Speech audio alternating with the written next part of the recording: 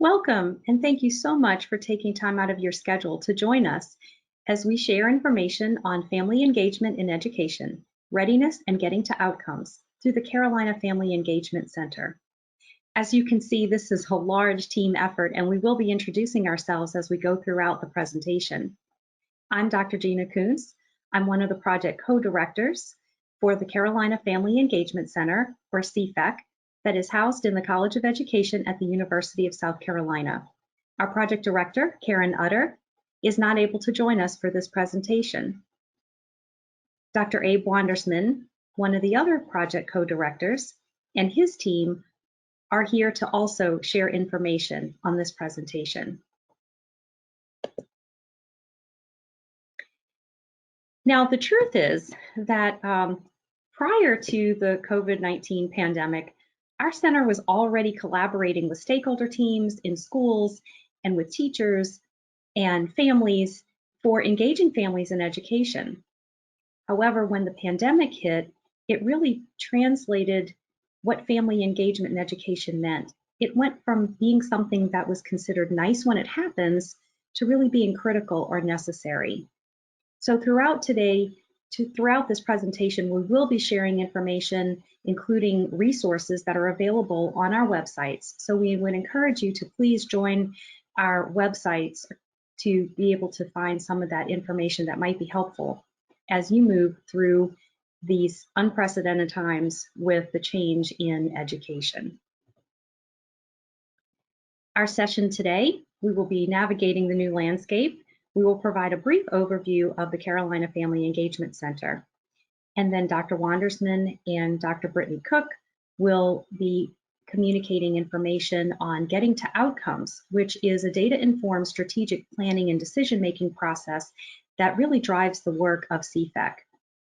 They will also share information on how GTO has been customized during this time-sensitive response in adapting to family-school community partnership engagement in education. The last part of our session is very exciting. We have an opportunity to hear from several of our regional family engagement liaisons about their experiences from the virtual field in sharing information about their working with the stakeholder teams at schools and teachers and families and other school personnel, particularly how things happened in this transformation from pre-COVID to our new landscape of education that we find ourselves in. So what is the Carolina Family Engagement Center? Well, the Carolina Family Engagement Center is a 5-year federally funded grant. As I mentioned, it is housed in the College of Education at the University of South Carolina. Here is a schematic of our organizational infrastructure. We have many partners. We have our CFAC leadership team and staff, most of whom are presenting today. We have our CFAC regional family engagement liaisons that we will hear some of their experiences from the field later on in the presentation. We have the Wandersman Center that is consulting on our getting to outcomes and other strategic planning approaches. We have our College of Education specialists. Those are content specialists, faculty members in the College of Education at the University of South Carolina. We have a fantastic advisory board representing voices from parents and educators and community partner members all across the state of South Carolina. We have our external evaluation team, which is the REM Center, Research, Evaluation, and Measurement. And certainly, all of this would not be possible if it weren't for our wonderful partners.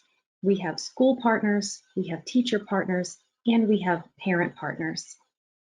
And we also have community organizations that form a part of this larger network of infrastructure of resources across the state of South Carolina.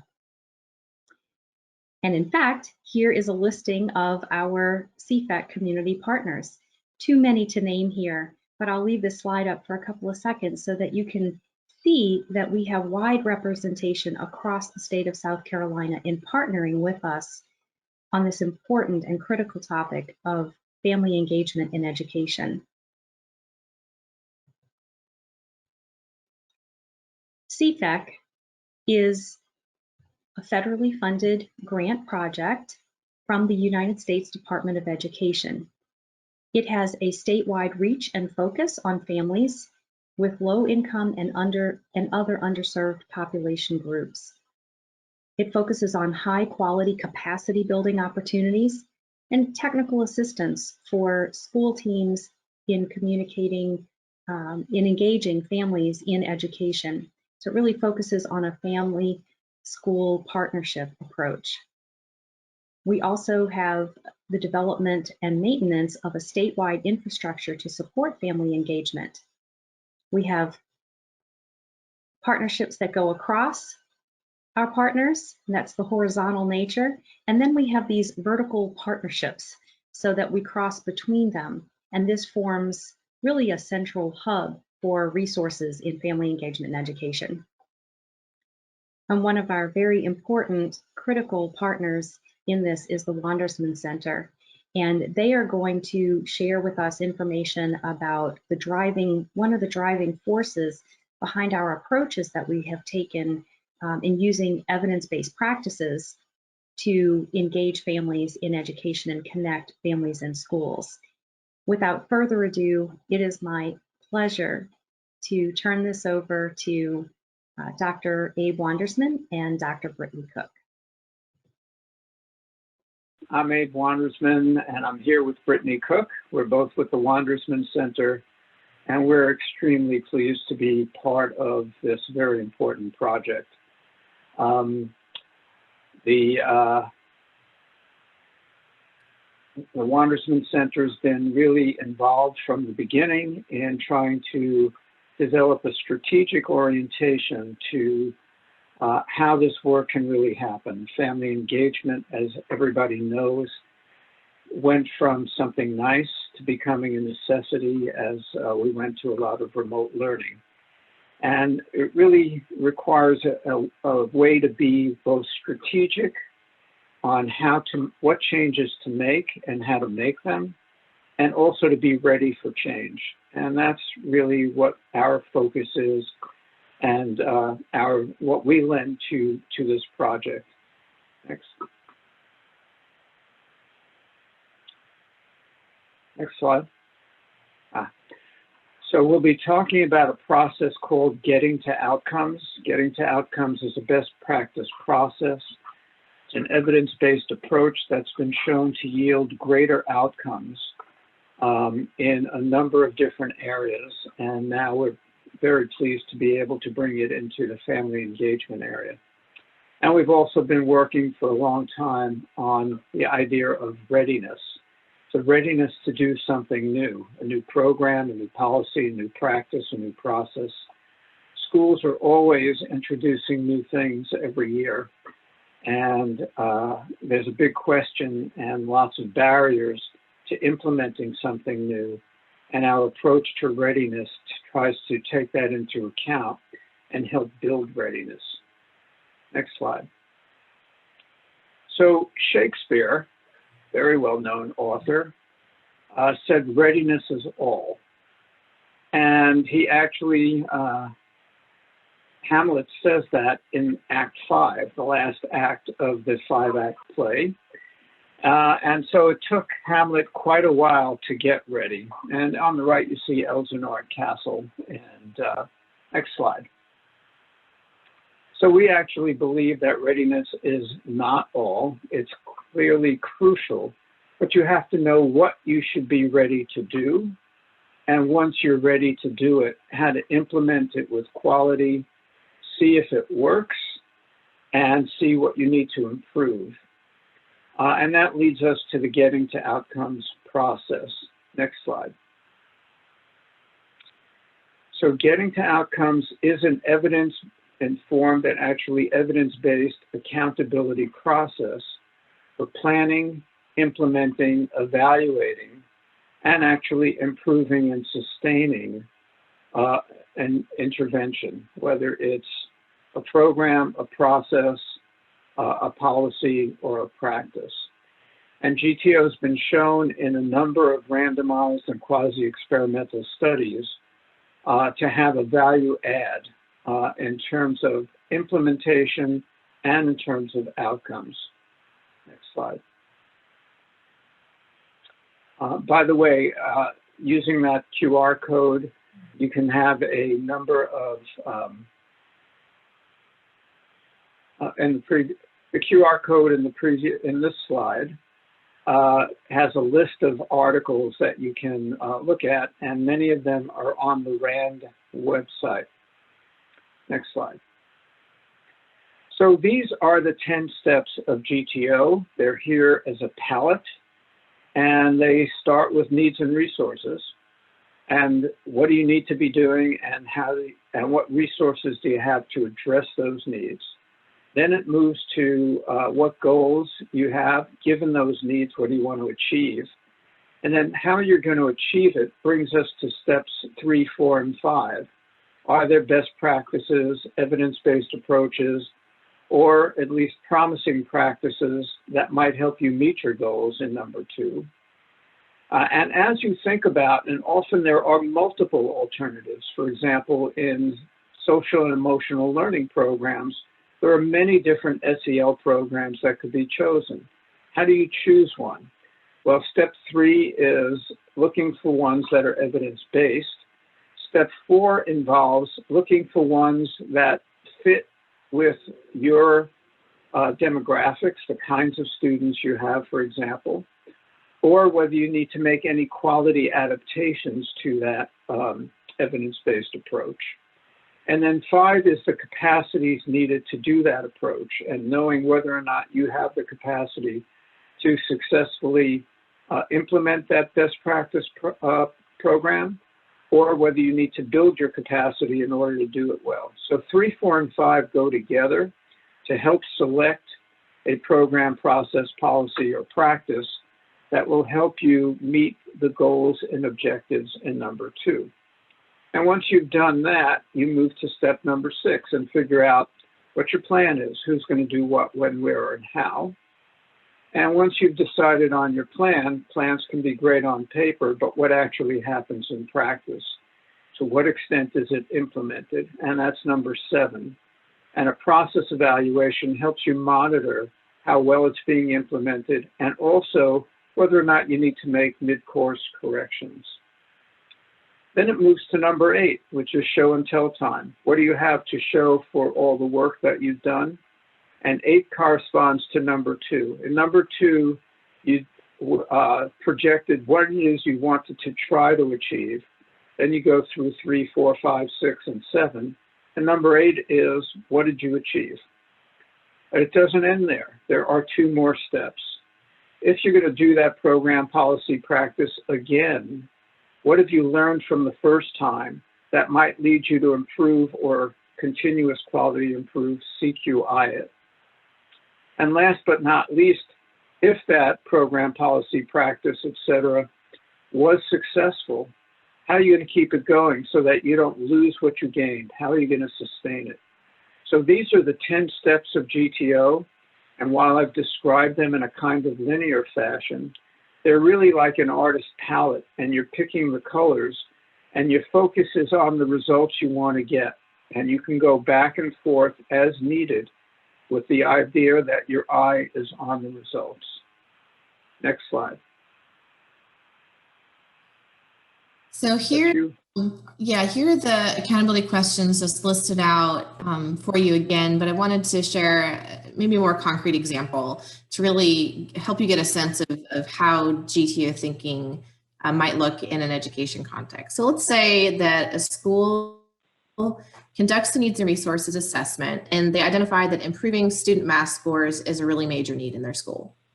The school has really qualified and experienced math teachers. They've got a project-based curriculum, and they have families that are generally highly engaged. But students are still really particularly struggling on real-world application of math concepts.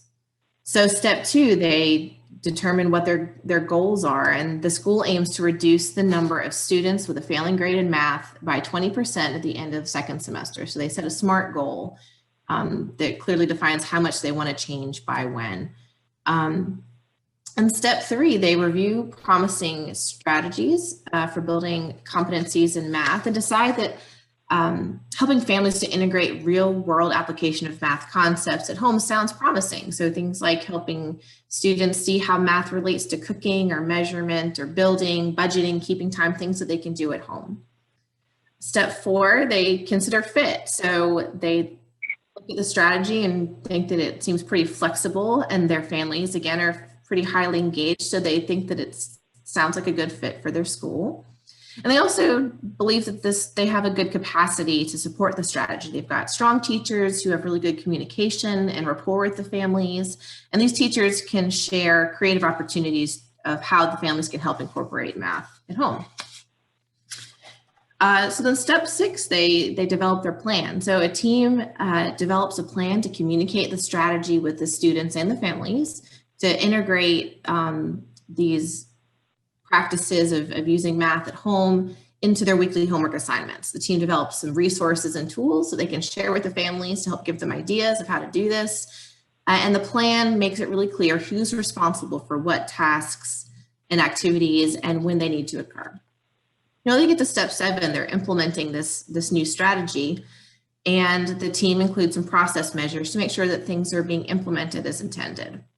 They track the number of students that are turning their homework in, and they develop a short survey to get feedback from the families. And the family feedback says that it might be helpful to get a weekly reminder, maybe in the middle of the week, so that they don't forget to help their students with this assignment and to integrate their math into their daily activities. So when they integrate this reminder, the number of students that are completing the assignments consistently turning in their homework increases. And so they've made this kind of mid-course correction. So step 8, how well did the practice work? At the end of the second semester, the team looks at the students' math grades and they see that there's a 10% decrease in failing grades in math in their students. Well, 10% decrease is good, but it's not the 20% that they set as their goal in step 2. So the team considers what they might be able to do differently. And they note that the students that still had failing grades were less likely to do the applied math assignments at home. So the team decides that they can incorporate a monthly parent night for those students and their families to help really provide some additional support and guidance about how to do this strategy. And they engage with the families to plan those events effectively in a way that they'll fit those families' needs. And step 10, sustainability. The school's encouraged by this improvement they see in their students. They decide to make sure that real world application practices are part of their standard curriculum across their math classes. And they maintain the team to support implementation by integrating it within some existing work groups that they have in their school. Right. So again, these are the 10 accountability questions of GTO, and it's important to remember that each of these accountability questions is really essential in making sure that you're being really intentional and systematic in the planning, implementation, and evaluation to get to the outcomes that you're wanting to get to, in this case, the school improving math scores for their students. What's really important about this slide is the idea that accountability is something that can be seen as a good thing if we're being proactive and strategic. So we define accountability as being strategic and results-oriented with limited time, energy, and money, which is usually the case. You can take those 10 steps and talk about being accountable at all of these levels, and that's really crucial, because no matter what the State Department of Education says, unless it eventually goes all the way to the right-hand side and meets the teachers and parents and the students, it's not going to make a difference in terms of the critical outcomes we want in education. So we can be accountable by going down each column. And let's say the state of Ohio has different needs and resources than the state of South Carolina. So we're always asking the same accountability questions, but it's always customized for that particular setting, that particular state, or within a state. Different counties can be very different in their needs and resources around an issue like school mental health. And so we would ask the needs and resource question for each county or community, and then the school districts. Some of our counties have several school districts in them, and those school districts are quite different in terms of their needs and resources. And then within a school district, different schools can be different in terms of their needs and resources around school mental health. And going down that, using that pattern.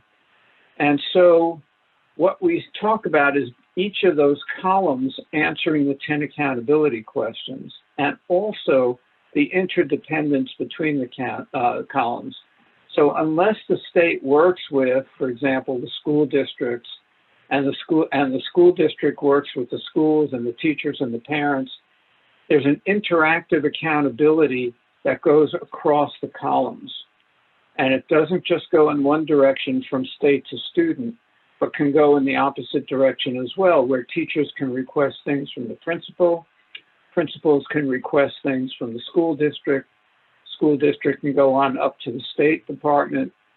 And so what this slide is about accountability. How do we get outcomes? And it's by going down columns and also recognizing the interdependence among the columns. And so now I'm going to talk a little bit more specifically about how we've used getting outcomes with the Carolina Family Engagement Center, touching on readiness a little bit as well. But really, you know, we gave the introduction of what GTO is, why we think it's important, and how it's valuable. And so now we'll talk a little bit about how it is integrated into Carolina Family Engagement Center. So one of the key aspects of CFEC is to provide training and technical assistance to build schools' capacity to use Getting to Outcomes as they plan, implement, and evaluate family engagement programs. So this is really right off the start, a key component of the Carolina Family Engagement Center. And the accountability questions specific to the family engagement with the center are, what are the needs and conditions that need to be addressed within our schools and our families? What are the goals, target families, and desired family engagement outcomes that we want to measure? Which existing evidence-based models and best practices would be useful to us in reaching our family engagement goals and desired outcomes? What are the actions needed to be taken so that the program or practices that are chosen in the schools for our school fit with the community and family context? What are the capacities the school will need in order to implement a family engagement program? What's our plan for implementing our family engagement program or practices, and how well is our school doing once implementation occurs on our family engagement plan? And then how well are the school's family engagement program and practices working? How can the school incorporate continuous quality improvement strategies to keep improving the results? And if the family engagement plan or program is successful, how will it be sustained? So family engagement involves and can involve a lot of different things, but these are kind of the basic accountability questions that can be asked at the school level or at a classroom level, classroom teacher level, to really think about the family engagement planning and practices that are being integrated into the schools.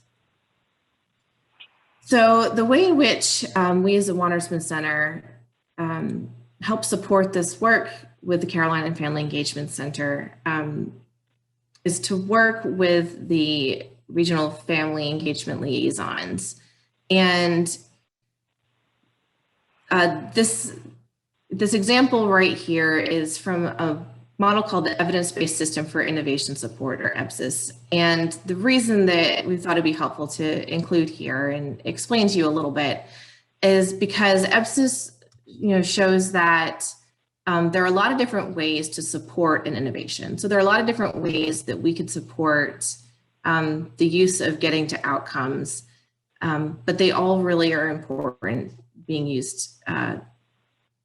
We can't just rely on one practice. And so you can think about learning to drive as an example, and that's what these pictures here depict. So you might start with a tool like a driver's manual, and we have a lot of tools. There are complete manuals for how to use GTO in a lot of different contexts. There isn't a full manual for using it within family engagement, but there are a lot of tools that are available that we have adapted for family engagement and for Cfac specifically.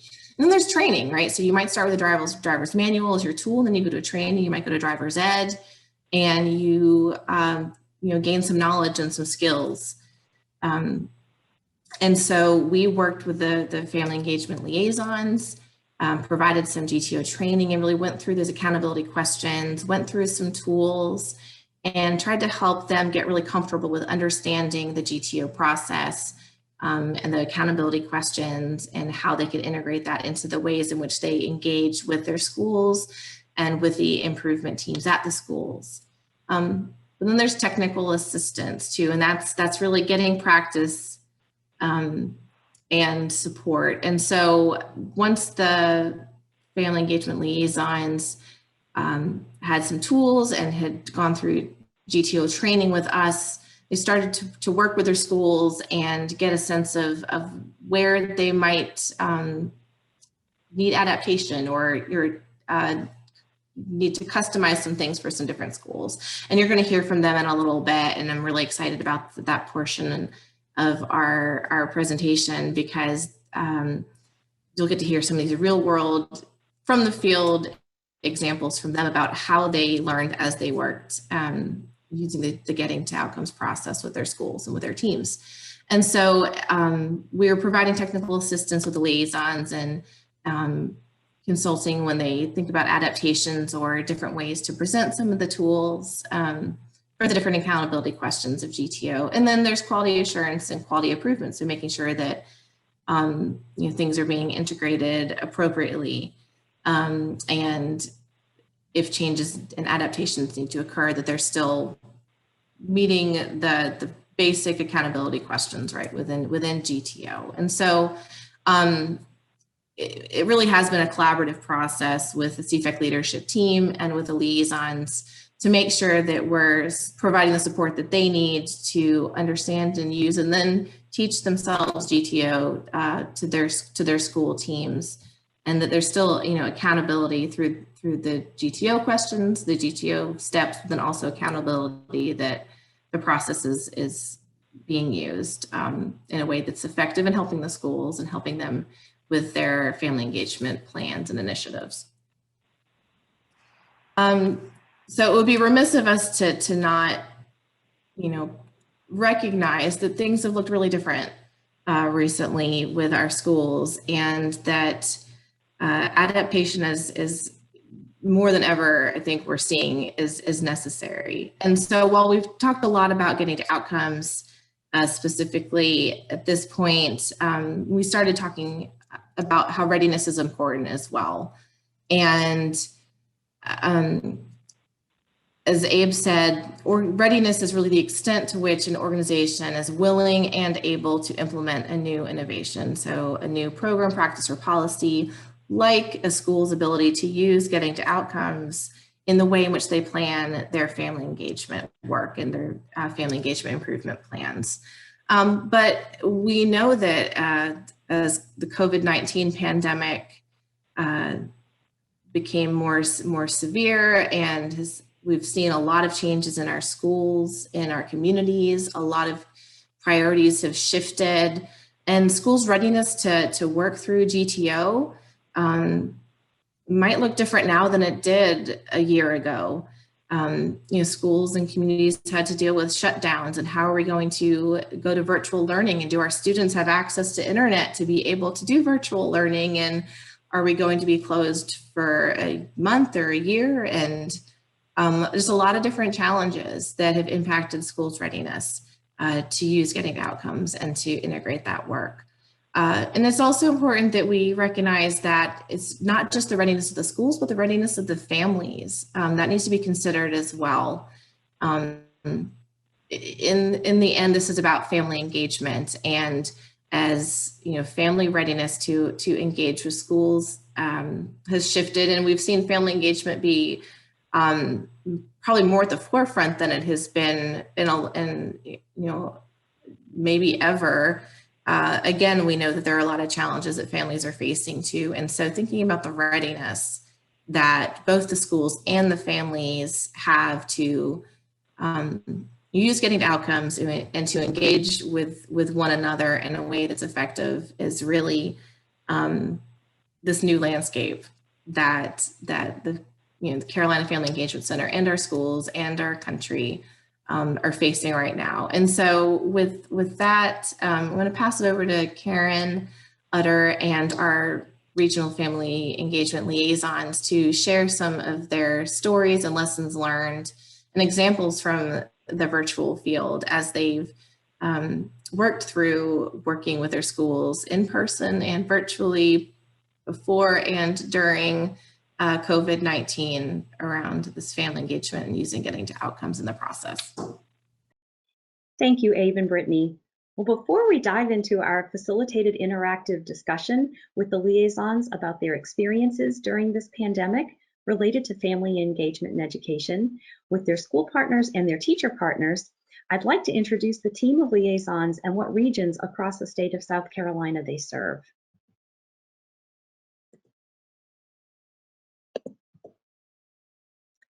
Here you can see featured our 5 regional family engagement liaisons across the state of South Carolina. Featured from left to right, we have Lorelei Swanson in the upstate region. We have Julia Beatty in the upper central region. We have Renina Outing in the PD regional area. We have Clarissa Hinton in the low country. And we have Loranne Galito Patel in the Midlands. And now I am so pleased to be able to introduce the liaisons who were able to join us today for this interactive discussion about their experiences from the field, the virtual field that is, in partnering with school stakeholder teams to focus on family engagement in education, as well as through a separate aspect of their work with teacher partners. Julia, thank you so much for taking the time to be with us and share your experiences during this past year. I'm going to turn it over to you. Okay, well, thank you, Gina. And as you can see, I'm joining from my home. In the background, you'll see normal parts of my life, which has been my home office for just over a year now, as many of you may relate. And as I think back over the last year and think about where my schools were before March of 2020 and where they are now, there's been a lot of change, and a lot of that was unplanned change. When we all got the news that our state and our nation were closing down schools with very little notice, in a lot of ways, the work that I was doing with schools and the presence that I had in the schools came to kind of a screeching halt. A lot of our work paused. Some of it felt like it fell apart or blew up. Some of it felt like it went sideways. And what we realized is that the initial beginnings of that trust that we had built, that partnership that we had built, was ruptured and it was interrupted. And so moving forward, a year ago or so, there was not much infrastructure in place. Interestingly enough, in the 2 meetings prior to March of last year with one of my groups, we had been talking about wanting to have options for families or parents to join remotely. But all of this video conferencing, that was just it was not in vogue. It was not a necessity. And so we were trying to think about, would we conference call them in? That's kind of clunky. We just didn't have the vision. And certainly when the pandemic started and everything shut down, it was a time of a lot of quick thinking and a lot of responsiveness, but in a lot of ways, particularly in schools that I serve, whether they're rural or they're more suburban or urban, what became very clear is there were pockets where families lived that had no internet connectivity. They might have even had very limited or spotty signal for their phones. Devices were not necessarily available to families, or even if they were, they might not have been reliable, or maybe there were multiple devices trying to access a really weak internet signal. And so I would say what we thought we knew the needs were before March of last year, we realized they were very different, or we were kind of underinformed of what some of our families and schools were really facing. So a lot of, I would say, the quick thinking that happened, and I have to applaud all of the districts and all of the teachers that I support in schools, because they returned to a lot of old technologies, because that's all we had. We turned to really trusted community partners, recreation centers, churches, libraries, anyone that was willing to let the school districts come and set up tables to hand out paper packets so kids could keep doing something educational. We had, folks calling, from personal phones to check in on kids that they had not seen at those places or at the packet pickups at the schools. And that was, for the most part, in especially places where they didn't have one-to-one technology for the students, that was the majority of the spring semester. I would say that over the summer, things became a little bit more uniform with accessing devices. But as you know, infrastructure is not built overnight. And so that's something that I know the state is still working hard to get not just devices out, but also to work on solutions for connectivity in different places where I work.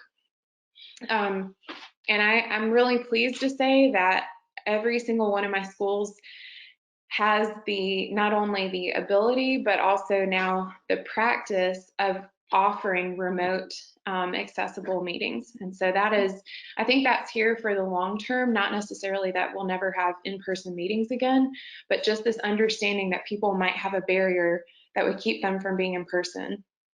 And so I think it's a really beneficial outcome of having to have everyone shift to this format for a period of time. Well, thank you. That's really exciting to hear that while there was, as you said, such a huge challenge that was just dropped in everyone's laps, and there wasn't enough time for careful planning and piloting, testing it out, tweaking it overnight in really just in the snap of a finger. So it sounds like the schools that you have been working with and the teachers you have been working with have really had to think on the fly and to draw on resources, maybe like you said, that they used to use to be able to maintain that communication and connection with families. Is there anything else that you would like to share, Julia, about particularly related to what we've heard about the strategic approach of getting to outcomes? I know that you and your stakeholder teams and your teachers were working right along with getting involved in that process when all of this happened. Is there any experience that you can share that would be helpful for the viewers today to learn about either pieces of that process or conceptualizations that you thought were particularly useful? Well, I think the important thing to start out by answering is to say that we were just at the beginning of understanding the needs in the community and starting to piece together what resources were out there to meet those needs. Maybe some beginnings of plans for, a practice that they wanted to adopt or something they wanted to develop at their school. But unfortunately, there were needs that became much more urgent that rose to the surface, and their level of importance, like just for one example, for a lot of students in districts that we're partnered with, they're able to benefit from a lot of nutritional support at their schools. And that was one of the needs that very quickly had to be figured out. And so districts marshaled whatever resources they needed. They were delivering those on these incredibly rural routes, spending hours and hours and hours driving around, but they wanted to make sure that those kids had food. They wanted to make sure that those basic needs were met. And then I would also say that there were resources that, prior to March of 2020, they might have existed, but they were more siloed. And I would say that over the last 6 to 9 to 12 months, there are some resources that have, they've kind of linked arms. They kind of know who each other are, what they offer, what they now offer, maybe they didn't used to offer, or where they've kind of shifted their focus and their priority. And so that alignment of resources, I think, is a lot more, there's just a lot more visibility of what's out there and what people can turn to. Sadly, though, there are also some other resources, like I just learned in the last week or so, about a community anchor in one of my districts that provided a lot of childcare and a lot of activities for kids. And because of the current ongoing circumstances of the pandemic, they actually are no longer open. And that was a huge hub for families to count on summer and after school activities. And so I think just as time continues to move on, we're going to see like new gaps emerging, just like that one, where we're going to have to keep paying attention and thinking about how we can even realign and reconfigure the resources that we now know about. Thank you. Those are really good examples, and you're right. Those fundamental priorities are just so important for children and for families and the school personnel that are so, teachers and principals that really care about the students and their families. So thank you so much. And now, Lorelei, would you have some experiences that you would like to share with us related to what has happened in your region over the past year? Sure. Initially, in my school district, in Anderson School District 2, I focused on building relationships with principals and members of the stakeholder teams. A lot of my work was very focused on facilitating activities, in-person activities, where we really had an opportunity to explore what family engagement meant in each school, and then even looking at the needs and resources that were very particular and specific for each school. And that really helped me build relationships, which was key moving forward, then not knowing that I would not be able to see anyone in person for quite some time. So we didn't really necessarily dive deep into GTO, but we laid the groundwork for GTO. And then when another thing that I did was really encourage my principals and SIC teams to meet more regularly than they did. And that is something that they were not doing initially last year, but during the pandemic, they are doing monthly now. So that's one positive change, that those connections are happening virtually in SIC meetings. Principals, the SIC meetings continued virtually once schools closed, and what I heard from principals was that they now believed in the power of family engagement now more than ever.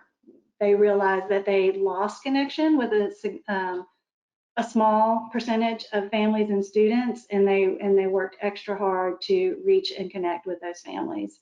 They also realized that their bus drivers had these connections with those families, and they were primary resources in getting food and learning packets and devices to families. So during the school year, my school district worked really hard to figure out ways to keep the school safe, and they were able to open on time. And they offered virtual school for students and families who needed it or wanted it, and they provided safe in-person school for all other students and families. And they've been very successful in doing this and very transparent in sharing the numbers with positive COVID-19 tests and the numbers in quarantine. So the challenge that although we're meeting more regularly as an SIC team, The challenges may be that it's harder for me to build relationships with stakeholder teams. The conversations don't seem to be as natural and as genuine. But I will say that I am having very regular meetings with my school principals, and we're being very strategic about implementing GTO and even about readiness for GTO. So we are, every meeting that I have, depending on how far along each SIC is, we are implementing the GTO framework. So I would say my relationships with the principals are very strategic, and I'm building a stronger relationship with principals. And then we are working as a stakeholder group to address real family engagement needs in the school community. But the relationships may not be as close as they may have been if we were in person. So I look forward to that continuing next year.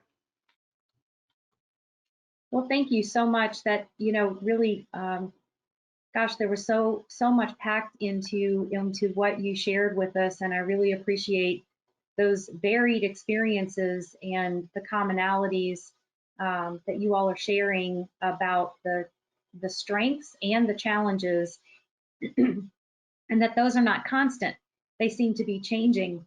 Is there anything that currently is taking place where, in some of your conversations with the principals, the teachers, the family representatives, that are looking to the future as we approach the end of the school year and thinking about next school year, with really having some information, but really still not knowing exactly what the educational context is going to look like? It seems like it's evolving.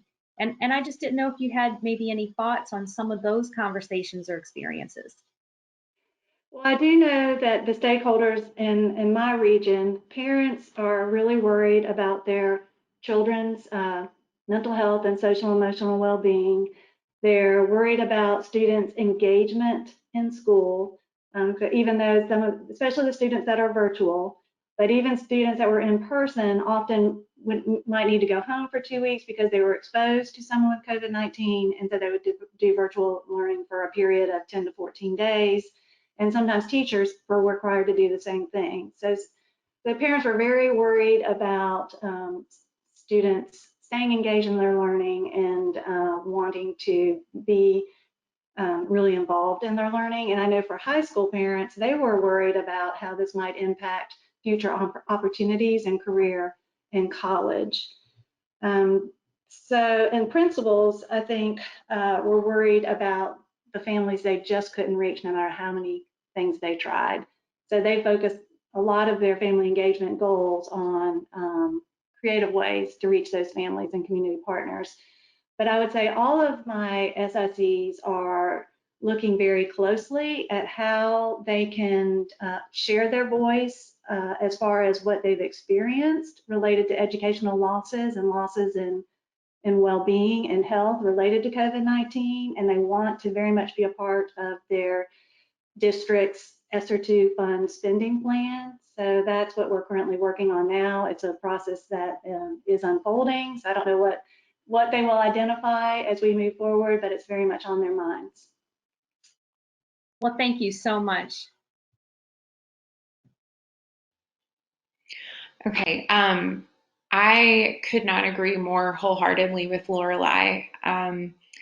I think that my districts, which, by the way, I don't know if I mentioned this earlier, but I'm partnered with Chester County School District in Chester County, and I'm also partnered with 2 schools in Rock Hill, South Carolina.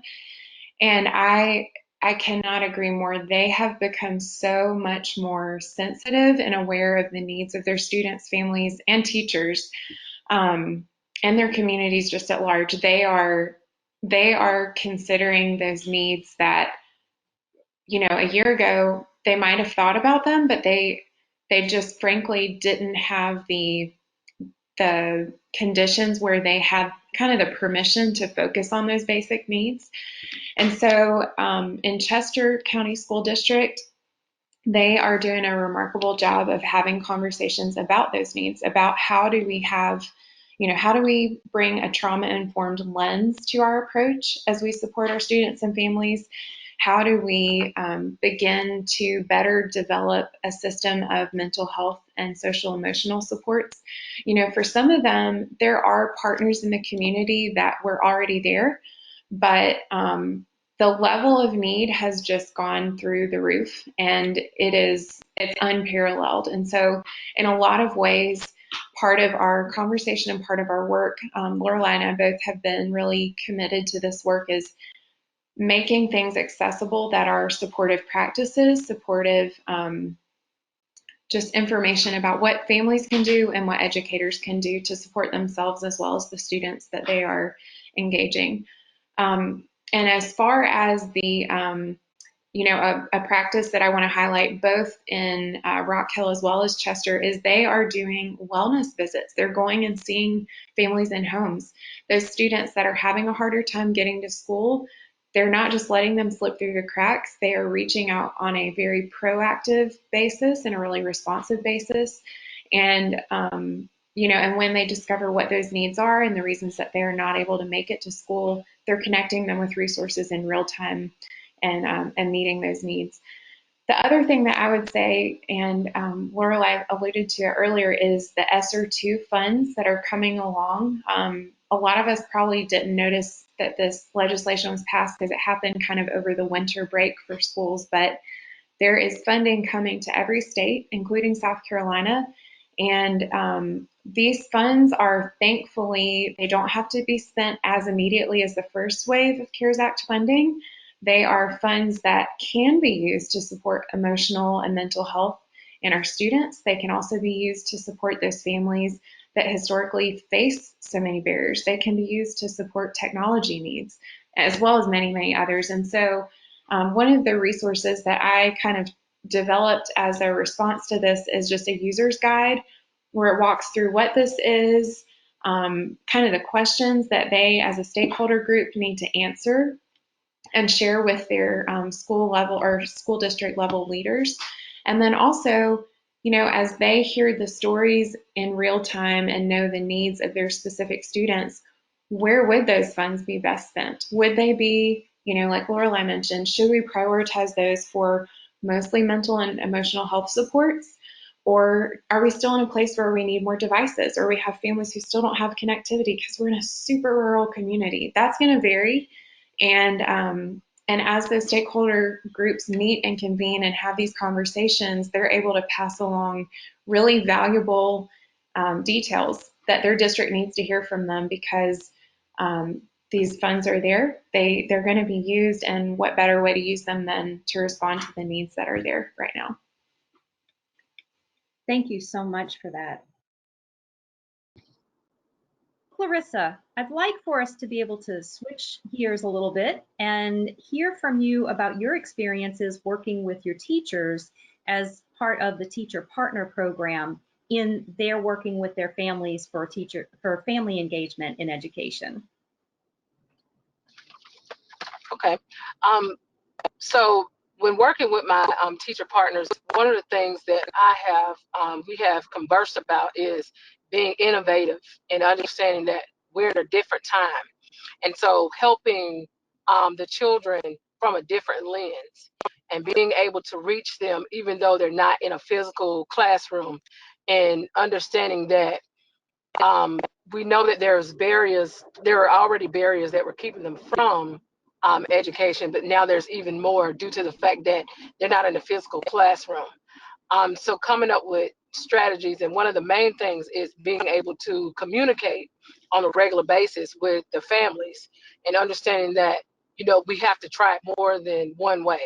And so one of the things I've asked them to do is survey your parents to see what are best ways to actually meet them with the information. However, one of the things is I had a teacher partner from Irmo, and what she did is she has a newsletter every week. And what I told her was, that's good, but what if I am a parent who doesn't read well? I can comprehend when I'm listening, and understanding that it should be posted somewhere each time. So the computer actually reads to them.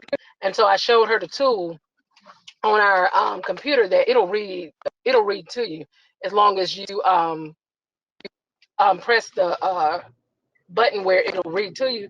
And something that's innovative that our computers have always done, if you record it, they'll get the message. It doesn't mean that they get the message today. Anytime they need to go back and hear the message again for communication purposes, they'll be able to do it. And so she started even using it for her students also.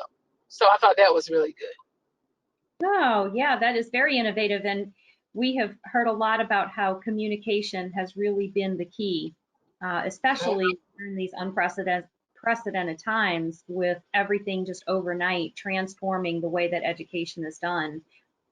I'm interested to know, too, what have you heard from the teachers about things that maybe have surprised them about their interactions with the students' families in engaging families in this during this time? One of the things is it's just a challenge for teachers now because of the fact that they are, it's harder working from home than it is working from school. And so having to take those barriers too, because we have barriers too at home. And so just making sure that, and I say that to say just self-care, because where you are working at, I think that you should do your work outside of where you sleep and where your zone of peace is, because that's a challenge for them, because you're trying to get ready for the new normal. And it's almost like your classroom is in the kitchen, sometimes it's in the laundry room, sometimes it's everywhere. So just kind of getting a better routine of where we're going to start teaching, where we're going to finish teaching it, and just understanding that it seems like we do more work home than we do when we're inside the school, because you're doing so many different things. Right, right.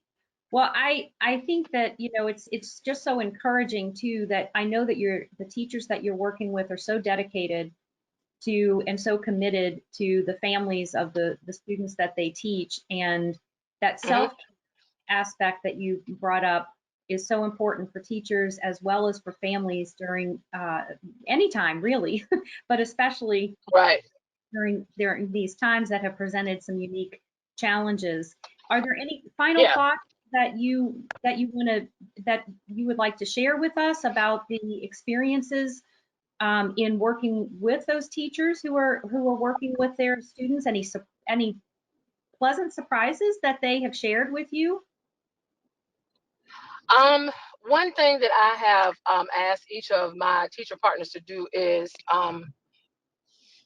look at it from a positive lens, because like just growing up as a foster child, explaining to them that some kids have been in a pandemic before COVID-19, and this is our safe place. And so this is the only sunshine that we get in a storm, depending on their circumstances. So sometimes we have to kind of block out those things that we know are hard for us and be selfless and think about the kids and how this is going to affect them in the long run, because the trauma that the kids will have as an adult, we can kind of flow, but with children it's different, because they still ask a lot of questions about, you know, have you ever experienced anything like this before? Like, have y'all ever had a pandemic before? And the closest thing that I could remember is the stock market that crashed, and understanding that, you know, like, we're going to go through some trials and tribulations when it comes to school, but remember that school is everywhere. Learning takes place everywhere. So just getting them in the mindset that they are the happy place, continue to be the sunshine and the rain, and understand that it could be worse. And we have to reach our families at this point where they are. And we just got to do it at our best. And the goal is to reach all of them, but we know that the reality is there's only going to be a select few that's going to get the message. And just stay positive. Oh, I think that's a great message for everyone. Thank you so much. Thank you. We greatly appreciate you taking your time and watching this pre-recorded presentation. Please visit our website for additional information related to family engagement and education through the Carolina Family Engagement Center. Thank you.